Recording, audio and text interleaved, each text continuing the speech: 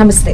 అష్టాదశ శక్తి పీఠాల ప్రత్యేక కార్యక్రమానికి స్వాగతం. సో ఈ అష్టాదశ శక్తి పీఠాల్లో ఈ 18 శక్తి పీఠాల గురించి, ఒక్కొక్క శక్తి పీఠం గురించి మనం ఈ రోజు తెలుసుకుందాం. ఈ రోజు మనతో పాటు స్టూడియోలో ఉన్నారు వ్యాసోజ్వల గోపీకృష్ణ శర్మ గారు, వేదవారిధి యాగానుష్ఠాన ధురీన మనతో పాటు ఉన్నారు గోపీకృష్ణ శర్మ గారు. వారి మాటలో ఈ 18 అష్టాదశ శక్తి పీఠాల గురించి ఒక్కొక్క దాని గురించి విశేషత గురించి కూడా తెలుసుకుందాం. నమస్తే. నమస్తే. శ్రీమాత్రే నమః. శ్రీమాత్రే నమః.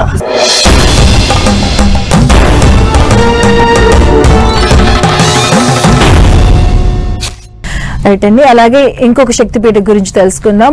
అది కూడా మహారాష్ట్రలో ఉంది, రేణుకాదేవి శక్తిపీఠం. ఆ శక్తిపీఠం గురించి గురుగారు మాటల్లో విందాం. గురుగారు ఇప్పుడు 8వ శక్తిపీఠాన్ని ఏకవీరాదేవిగా, మరొక పేరుగా రేణుకాదేవి అమ్మవారిగా మనం పిలుస్తూ ఉంటాం. మాహోర్లో, మహారాష్ట్రలోని నాందేడు సమీపంలో ఈ అమ్మవారు కొలువు తీరి ఉంది. ఈ అమ్మవారు దక్ష యజ్ఞంలో తనువు చాలించిన పార్వతీదేవి కుడి చెయ్యి. అమ్మవారు ఇక్కడ పడి ఏకవీరాదేవిగా భక్తుల చేత పూజాధికాలు పొందుతూ ఉంటుంది. ఈ ఏకవీరాదేవిని గర్భగుడిలో పైకప్పున తాకేంత భారీగా శిరోభాగం ఉంటుంది. అమ్మవారు పెద్ద పెద్ద కన్నులతో విగ్రహాన్ని అక్కడ మనం చూస్తూ ఉండొచ్చు. ఆ మహారాష్ట్ర ప్రాంత ప్రజల యొక్క, భక్తుల యొక్క కోరికలు తీర్చడానికి అమ్మవారు రేణుకాదేవిగా, ఏకవీరాదేవిగా అమ్మవారిని కొలుస్తూ అక్కడి ఆగమోక్త ప్రకారంగా అక్కడి పూజాధికాలు చేయిస్తూ, పూజాధికాలు అందుకుంటూ అమ్మవారు అనుగ్రహిస్తూ ఉంటుంది.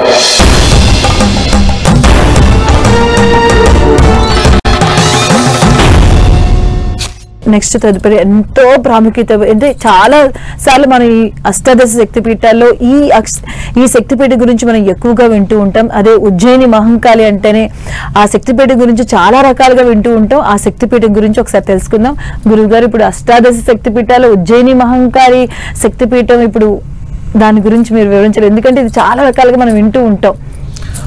ఉజ్జయినిలో మనం విశేషంగా అమ్మవారిని చూస్తూ ఉంటాం. మహాకాళి ఎప్పుడైతే అమ్మవారు అక్కడ ఉంటుందో అక్కడ మహంకాళేశ్వరుడు కూడా ఉన్నాడు.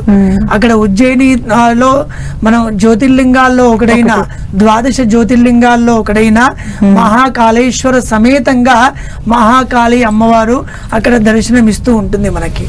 అమ్మవారిని మహాకాళిగా చూస్తూ అంధకాసుర వధ చేయడానికి మహాకాళేశ్వరుడిగా అక్కడ జ్యోతిర్లింగ రూపంలో స్వామి అక్కడ ఆరాధించబడుతూ ఉంటాడు. స్వామి ఎక్కడైతే ఉంటాడో అక్కడ అమ్మ ఉంటుంది, ఎక్కడైతే అమ్మ ఉంటుందో అక్కడ అయ్య ఉంటాడు. ఆ ఇద్దరి రూపంలో మనం శ్రీశైలంలో ఒకటి చూసాం, జ్యోతిర్లింగ సమేతమై శక్తిపీఠం అక్కడ విరాజిల్లుతూ ఉంది. ఇంకొక శక్తిపీఠము ఉజ్జయినిలో అమ్మవారితో కూడిన అయ్యవారు, జ్యోతిర్లింగంతో కూడిన శక్తిపీఠంగా ఇక్కడ విశేషంగా మనం ఉజ్జయినిలో చెప్తాం. ఉజ్జయిని అంతా కూడా మనం చితాభస్మాలేప అంటారు. మహాశివరాత్రి కూడా అంత అద్భుతంగా చాలా విశేషంగా చేస్తూ ఉంటారు.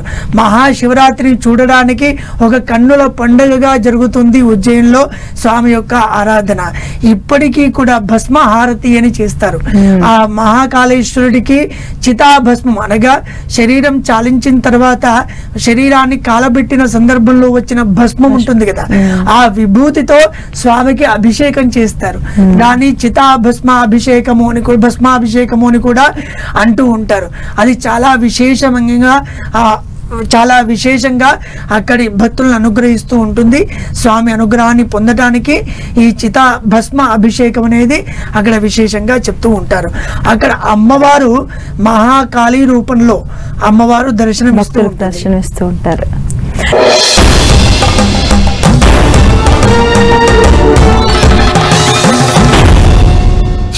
ఇక తదుపరి శక్తిపీఠం గురించి మాట్లాడుకుందామండి. అది ఆంధ్రప్రదేశ్ లో ఉన్నటువంటి పిఠాపురంలో వెలిసినటువంటి పుష్కరిణి పీఠం గురించి గురుగారు మాటలు విందాం.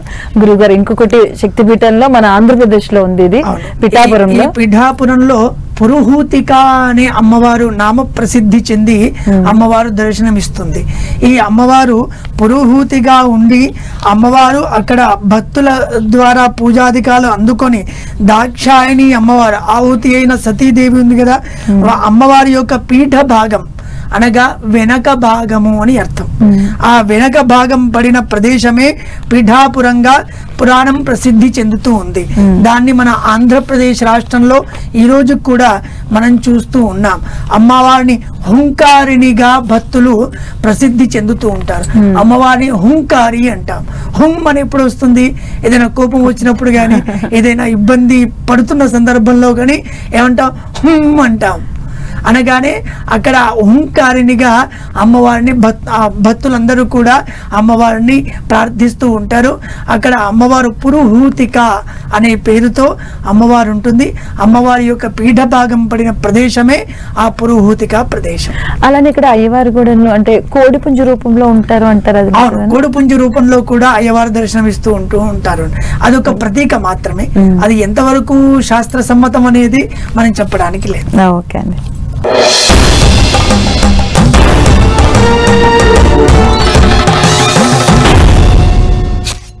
ఇక తదుపరి శక్తిపీఠం ఒడిశాలో కొలువై ఉన్నటువంటి గిరిజాదేవి అమ్మవారి ఉద్యాన పీఠం గురించి ఇప్పుడు తెలుసుకుందాం గురువు గారు.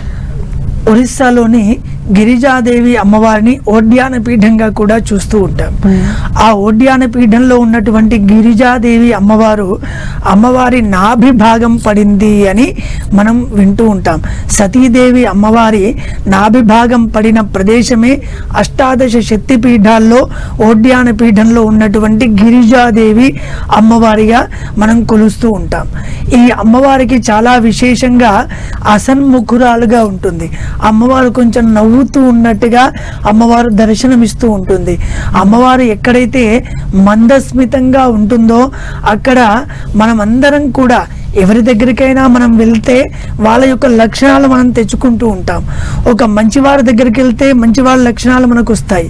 ఒక చెడ్డవారి దగ్గరికి వెళ్తే చెడ్డవాడి గుణాలు మనకు వస్తూ ఉంటాయి. అట్లా ఈ అమ్మవారు అసన్ముఖురాలుగా ఉంటుంది, అంటే నవ్వుతూ ఉంటుంది. సల్వా అలంకృతంగా ఉండి పూలమాలలతో విశేష ఆభరణాలతో అమ్మవారికి అలంకారం చేస్తారు. చేసిన అమ్మవారు ఎలా ఉంటుంది? ఇట్లా నవ్వుతూ అందంగా మనం కనిపిస్తూ ఉంటుంది.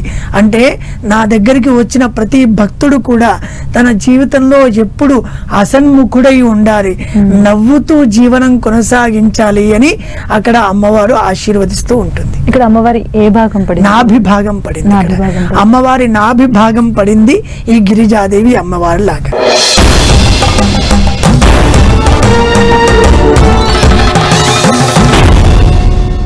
తదుపరి శక్తిపీఠ గురించి తెలుసుకుందాం. తదుపరి మన ఆంధ్రప్రదేశ్ లో ఉన్నటువంటి ద్రాక్షారామంలో ద్రాక్షారాయణగా భీమేశ్వర టెంపుల్ గా అయితే అమ్మవారు పూజలు అందుకుంటూ ఉన్నారు.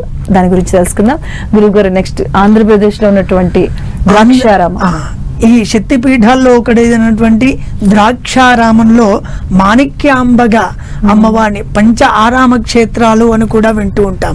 5 రకాల శివక్షేత్రాలని మన విశేషంగా మన ప్రాంతంలో ఉన్నాయి. వాటిని మనం ఆరాధిస్తూ ఉన్నాం కూడా. దాంట్లో భాగంగానే ఇక్కడ పంచారామ క్షేత్రంలో ద్రాక్షారామము అని ఒక ప్రదేశం. ఆ ద్రాక్షారామంలో అమ్మవారు మాణిక్యాంబగా అమ్మవారు అక్కడ విశేషంగా ఆరాధిస్తూ ఎడమ చెంప అంటాం. ఎడమ చెంప. ఇక్కడ ద్రాక్షారామంలో ఉన్నటువంటి అమ్మవారు మాణిక్యాంబ సతీదేవి యొక్క ఎడమ చెంప ఆ భాగం పడిన ప్రదేశం ద్రాక్షారామంలో మాణిక్యాంబగా మనం కొలుస్తూ ఉన్నాం. ఇక్కడ పంచామృత అభిషేకాలు కూడా ఎక్కువగా చేస్తూ చాలా విశేషంగా మీరు దక్షిణ భారతంలో చూసినట్టయితే, దక్షిణ భారతం అనగా తెలంగాణ అయినా, ఆంధ్రప్రదేశ్ అయినా, తమిళనాడు అయినా, కర్ణాటక అయినా, తర్వాత కేరళ కూడా, ఈ ప్రాంతం అంతా కూడా పూజాది కార్యక్రమాలు చాలా విశేషంగా జరుగుతూ ఉంటాయి. దాంట్లో మీకు ఆంధ్రప్రదేశ్లో కూడా ఈ పంచ ఆరామ క్షేత్రాల్లో ఒకటైనటువంటి ద్రాక్షారామం కదా, అక్కడ పంచామృత అభిషేకమే చాలా విశేషంగా చేస్తూ ఉంటారు. ఒక్కొక్క సన్నిధిలో మనం శ్రీశైలం వెళ్తే అమ్మవారికి కుంకుమార్చన చేస్తూ ఉంటారు. అక్కడ అమ్మవారికి కుంకుమార్చన ప్రీతి.